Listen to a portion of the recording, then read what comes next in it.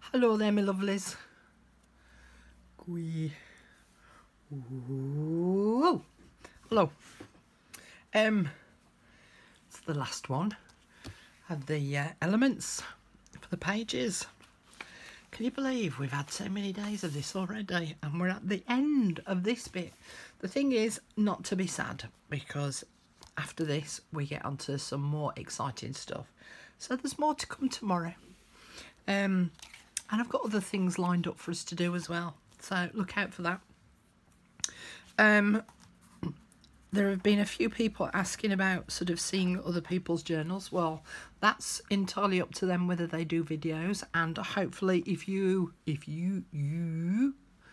are one of those people that are going to do a video of the journal that they've made using these 30-day challenge, I hope that you'll share the link with me and let me have a look. Of course, the other thing is to join the Facebook group that I have. We do have other things going on besides the 30-day challenge. Excuse me. But you can get to see all the pictures that everyone's been putting up of all the different elements and how they've all done it differently to me or done it the same as me. But we do, as I say, we do have other things going on. So at the moment we've got a tag challenge going on, and September there's going to be another challenge about how to write in your journal. So, and there's a pop-up shop, and I've got online workshops on there and embroidery stitch-alongs on there, and yeah, keeps me busy. I don't know about everyone else, but it certainly keeps me busy. Anyway, let's get down to this. Let's get this done and out the way. All I'll say is just watch out for future videos. Okay. So this pocket here, see, it said pocket, excuse me, is made from a series of hearts. Now, I can't download a template for you to copy, so I'm going to show you how to make a template of your own. Let me just move that out of the way. The humble rectangle. Okay, so all I've done here is just out of a bit of thin, scrappy bit of card, I've cut myself a template, and it's 2 inches wide by about 2.5 inches deep. All right, doesn't have to be exact. All right, we're then going to fold it in half, and we're going to fold it in half lengthways. All right, so that's the 2.5 inch side from there to there, on the top there to the bottom there, 2.5 inches. All right. Which way around do I want it? I want it that way. So I'm going to put the crease on my left hand side because I'm right handed. If you're left handed, then you're probably better off with the crease on the right hand side. And I'm just going to draw just a bit of a curve just on that corner. You see, I've done the curve. Now this bit here is the pointy bit that goes down to form the heart shape, I suppose. We don't want to go too far down, so I'm only going down about, what, 1/4 inch ish, and then joining up with that curve there. Right, again, close up. See, so I've gone down about 1/4 inch ish, and I've just joined that curve up there. And then we're going to go down to the point at the bottom here and just join that curve up with that bottom point. Okay, let's cut it out. So we're going to cut through the folded paper.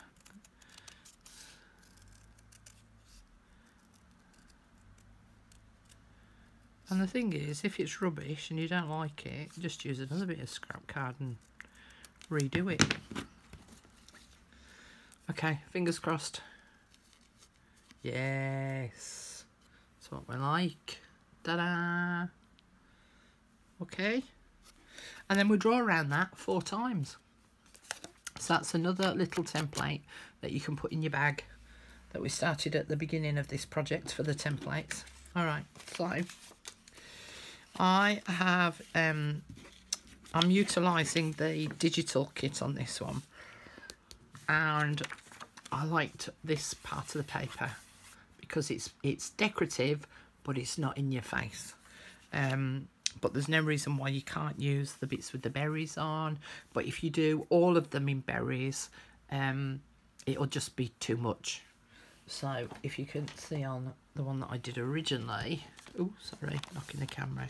So what I did here was I did a written one, a diagram one, a diagram one, and I also used a piece from each of the coloured pages. So I've got a lemon, a blue, a green and a white. Because they were subtle in colours, I could do that. Okay, so when you come to drawing out your template, around your template, you'll see your template on there, draw around it, but then flip it up the other way, because then you'll get more out of your paper. If you do that and then slide it along, you're missing all of this bit of paper here. And can you see how much further out I've gone? Whereas flipping it up, I've only gone to here. So if you're doing a series of these, you end up using less paper. Now, as you can see, look, the heart that I've cut there, look, is slightly smaller than the one that I drew out this morning. But not to worry, all does the same thing. I would not suggest to use your heart punches, because those hearts are short and squat. They're a nice rounded punch, whereas this one needs to be an elongated punch, an elongated heart, because it's the only way that it forms the pocket shape when you sit them on top of each other. So for those that are going, why is she drawing the template when she could just use a punch? Yeah, it doesn't work. I tried it.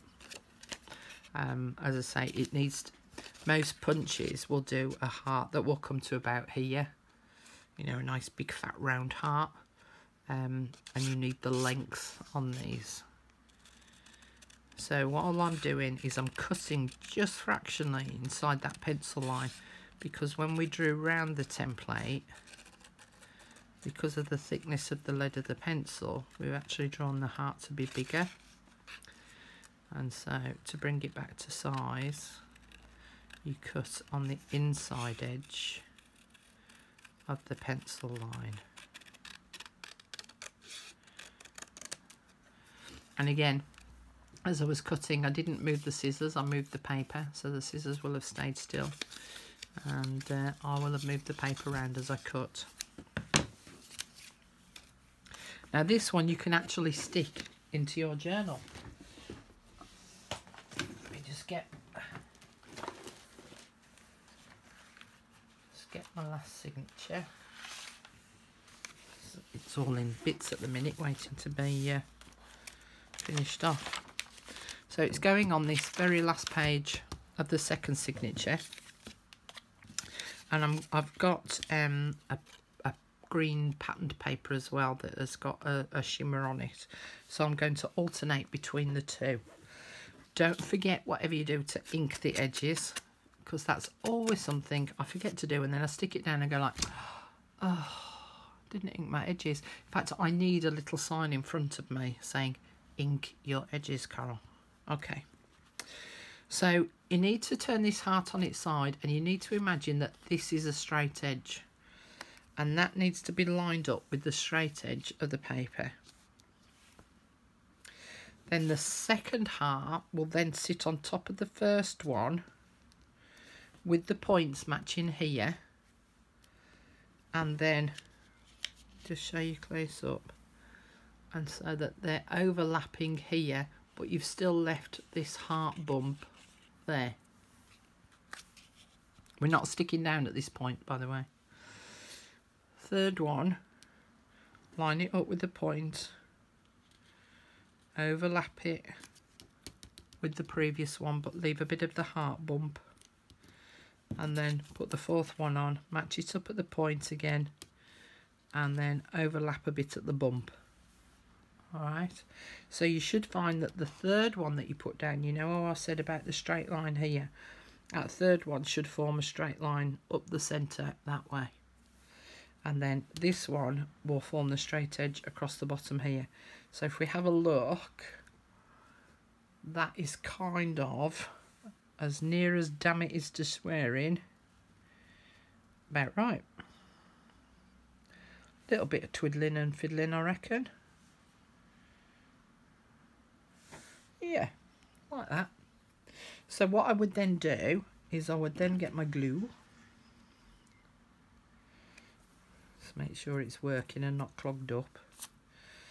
Is I'm going to put my finger on the point there because I'm happy with how they're all sitting, and I'm just going to lift up each one and put a tiny little dollop of glue just underneath each one